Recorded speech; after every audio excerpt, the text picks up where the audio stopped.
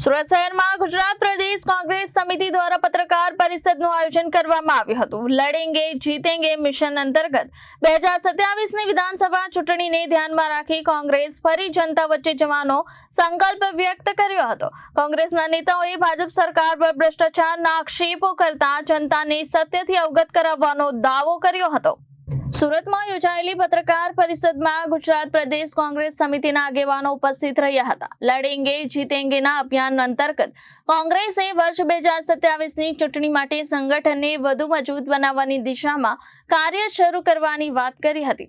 કોંગ્રેસના નેતાઓએ રાજ્યની ભાજપ સરકાર પર ભ્રષ્ટાચાર અને જનહિતના પ્રશ્નોને અવગણવાના આક્ષેપો કર્યા હતા। સાથે લોકો સુધી સત્ય પહોંચાડવા અને જનતાના પ્રશ્નો માટે રસ્તા પર ઉતરવાની વાત પણ કરી હતી। સ્થાનિક મુદ્દાઓ, બેરોજગારી, મોંઘવારી અને સામાન્ય જનતાની સમસ્યાઓને લઈને કોંગ્રેસ આગામી સમયમાં રાજ્યભરમાં જનસંપર્ક અભિયાન તેજ કરશે તેવી માહિતી આપવામાં આવી હતી। આ સાથે જ કોંગ્રેસના આગેવાનોએ વિશ્વાસ વ્યક્ત કર્યો હતો કે વર્ષ 2027માં ગુજરાતમાં કોંગ્રેસની સરકાર બનશે અને પાર્ટી ફરીથી જનતાનો વિશ્વાસ જીતશે।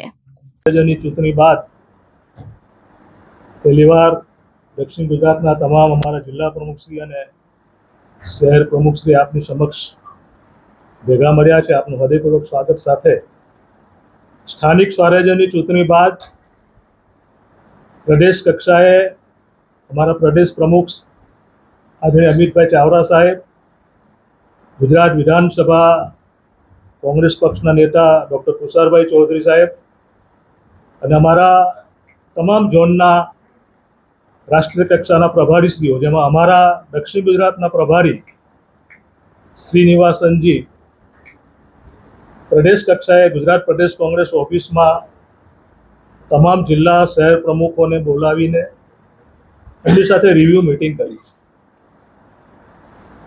સ્થાનિક સ્વરાજ્યની ચૂંટણીમાં શહેર, જિલ્લા, તાલુકા કક્ષાએ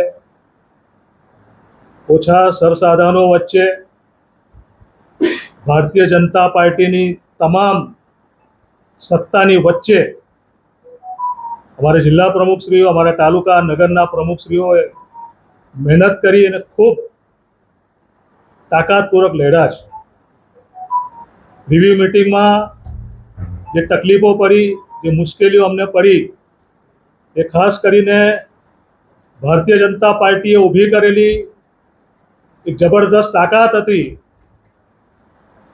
એનો તમામ રિવ્યુ ત્યાં લેવામાં આવ્યો અને ત્યારબાદ રાષ્ટ્રીય કક્ષાએથી આદેશ મુજબ અમારા સાઉથ ગુજરાતના રાષ્ટ્રીય પ્રભારી દક્ષિણ ગુજરાતના શ્રીનિવાસ બીવી એમને તમામ જિલ્લા શહેરની રૂબરૂ મુલાકાત લીધી।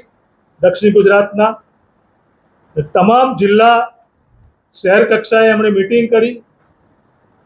તમામ બૂથના પ્રમુખ હોય, તાલુકાના પ્રમુખ હોય, વિવિધ સેલના પ્રમુખ હોય, અમારા ઉમેદવારો જ્યારે ચૂંટણી લડ્યા હતા એમને પ્રત્યક્ષ રીતે સાંભળ્યા। સાથોસાથ અમારા કોંગ્રેસના જે કોઈ આગેવાનો છે, વડીલો, એમને સાંભળવામાં આવ્યા અને એનો સૂર એક નીકળતો થાય છે કે ભારતીય જનતા પાર્ટીએ પોતાની તાકાતનો, સત્તાનો સંપૂર્ણ ઉપયોગ કર્યો છે। જ્યાં એમને ઉમેદવાર નહોતા મળતા એ ભારતીય જનતા પાર્ટી આ વખતે પહેલીવાર એવું કર્યું છે। ખાસ કરીને અમે હમણાં ગામડિયા વિસ્તારની વાત કરું છું, મારી જોડે કિશનભાઈ પટેલ જે તો એક્સ MP પણ છે, અમારા આનંદભાઈ ચૌધરી સાહેબ આદિવાસી નેતા છે, પૂર્વ ધારાસભ્ય અને AICCના સેક્રેટરી છે, અમારા વિભવભાઈ, મારા રાજેન્દ્રસિંહ। આ ગ્રામ્ય વિસ્તારમાં જોડ જોખમ જુલમ તેને કહી શકાય। ફોર્મ ભરાયું, અમે ફોર્મ ભરાવ્યા પછી અમારી એક બેન ગૌતમીબેન કોંગ્રેસના એક તાકાતવાર ઉમેદવાર ગત અમારા તાલુકા પંચાયતના સભ્ય હતા, એમને ભારતીય જનતા પાર્ટી ઉપાડી ગયા 2 દિવસ પહેલા અને સીધા મામલતદાર કચેરીમાં લઈ જઈને બળજોરપૂર્વક પોલીસ તંત્રનો સંપૂર્ણ ઉપયોગ કરીને બળજોરીપૂર્વક એમનું ફોર્મ ખેંચાવ્યું। આવી ઘટના ઘણી જગ્યાએ બની છે। આ એક દાખલો તમને આપું છું। અનાજ કરિયાણાનો નાનો મોટો ધંધો કરતો મારો આદિવાસી હોય, લઘુમતી કોમનો હોય, નાનો માણસ હોય, અને રંજારવાનું કામ આ પોલીસ તંત્રએ કર્યું છે, ભારતીય જનતા પાર્ટીએ કર્યું છે અને એના પરિણામે સમગ્ર અમારા દક્ષિણ ગુજરાતમાં અમને ખૂબ મોટી તકલીફ ઊભી કરી છે. પણ એની સામે પણ અમારા યોદ્ધાઓ જે કોંગ્રેસની વિચારધારામાં માને છે, જે કોંગ્રેસની પરખે રહ્યા છે, ટાંકાથી લહેરા છે, ને ટાંકાથી સાથે લહેરા સાથે અમે જે પરિણામ લાવવું એ નથી લાવી શક્યા, પણ સારું પરિણામનો અમે પ્રયત્ન કર્યો છે. એ વિજેતા યોદ્ધાઓને તો અમે આવકાર્યા જ, અમારા પ્રદેશ પ્રમુખ, અમારા CLP લીડર, અમારા શ્રીનિવાસ, પણ જે ટાંકાથી લહેરા ભલે પરાજિત થાય, અમને પણ જબરજસ્ત જુસ્સો પૂરો પાડ્યો. પોતાનો સાચો વિષય ને પોતે સાચી વાત કરતા હોય ને સરકારના વિરુદ્ધમાં હોય તો આપ જાણો છો, આપણે ત્યાં પોલીસ આવી જાય છે, ખોટા કેસો થાય છે, ખોટી રીતે કોઈ પણ ધાક ધમકી આપી અને એ સરકારની વિરુદ્ધ નથી એવું કહેવડાવવામાં આવે છે. આપ સૌ જાણો છો એ બાબત છે. તો તેઓએ આ જ રીતે, હું અહીંથી કહું છું, ભારતીય જનતા પાર્ટી આ ચૂંટણી લડી નથી.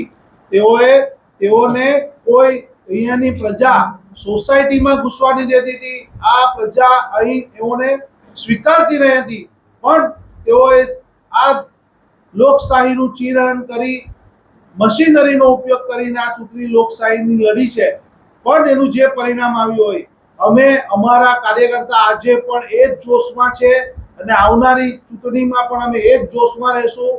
અમે આઝાદી પહેલા આ અંગ્રેજો સાથે પણ આ જ રીતે લડતા હતા ને આ જ રીતે અમને જીત મળી હતી અને ભારત દેશની પ્રજા અમને પ્રેમ આપ્યો હતો ને અમને વર્ષો સુધી અમારી સાથે રહી હતી.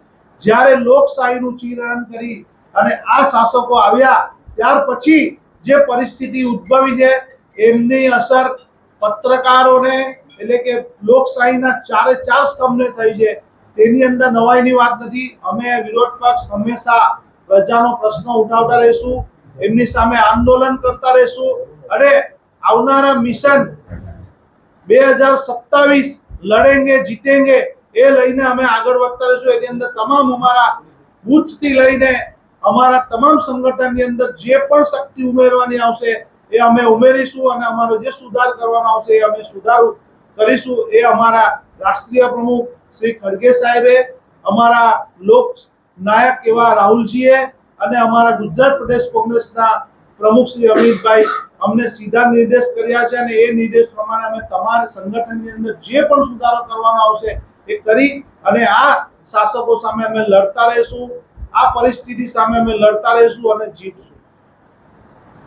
કોઈ શાસનની સામે કોઈ પ્રશ્ન ઉઠાવે કોઈ કાર્યકર સામાન્ય, તો એનું દુકાન હોય, એના ઘરની બહાર બાંધકામ ખાલી શેડ હોય ચીરવા માટે તડકામાં, એ પણ આ ભારતીય જનતા પાર્ટીના શાસનમાં નગરપાલિકા કરેલું છે. જ્યાં જ્યાં કોંગ્રેસની ગઈકાલે મારી ભરૂચ જિલ્લામાં આંબોદ નગરપાલિકા આવેલી છે, ગઈકાલે અમે ડિક્લેર કર્યું છે પત્રકાર મિત્રોના આરામના આધારે કે ગમે તે હશે સત્યની સાથે કોંગ્રેસ સત્તા પર છે એટલે સત્યની સાથે રહેશે. કોઈ પ્રશ્ન ખોટો હશે ઉઠાવશે તો એનો ભૂલ સુધારવાની છે તો સુધારશે, પણ કોઈ સામે પ્રશ્ન કરે પ્રશાસન સામે કે તમે આ ખોટું કરી રહ્યા છો કે અરજી કરે ને એની ગેર પ્રશાસન તોડવા માટે ઉપડી જાય, એ કોંગ્રેસ ક્યારે નહીં કે રાહુલ ગાંધીજી કીધું મોહબ્બત કી દુકાન અને મોહબ્બતની સાથે જે ખોટું છે ખોટું છે. કોંગ્રેસ સત્યની સાથે છે અને સત્યની સાથે રહેશે. Bureau report Janadesh news, Surat.